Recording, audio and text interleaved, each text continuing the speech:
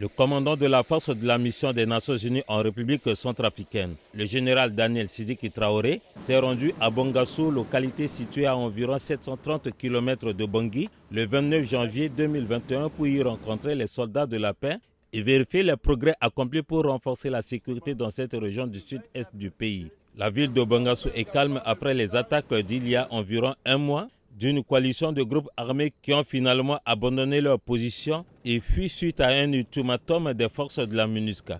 Le commandant de la force a veillé à ce que les soldats de la paix de la mission s'acquittent de leurs tâches conformément à leur mandat.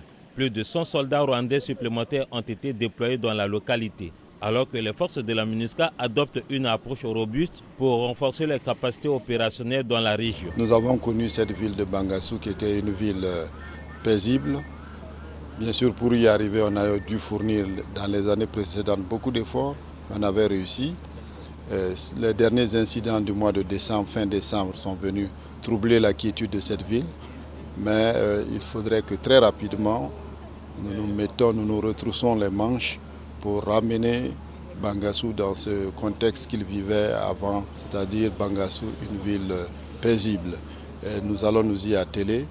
Et nous allons mettre tous les moyens nécessaires pour pouvoir assurer cela et permettre une sécurité durable sur la ville de Bangassou. C'est ce que je suis venu aussi témoigner et aussi me compatir, m'associer à la douleur de nos frères d'armes ici, de tous bords, par rapport à nos camarades que nous avons perdus sur le champ de l'honneur et pour dire aussi que leur sacrifice ne sera pas vain.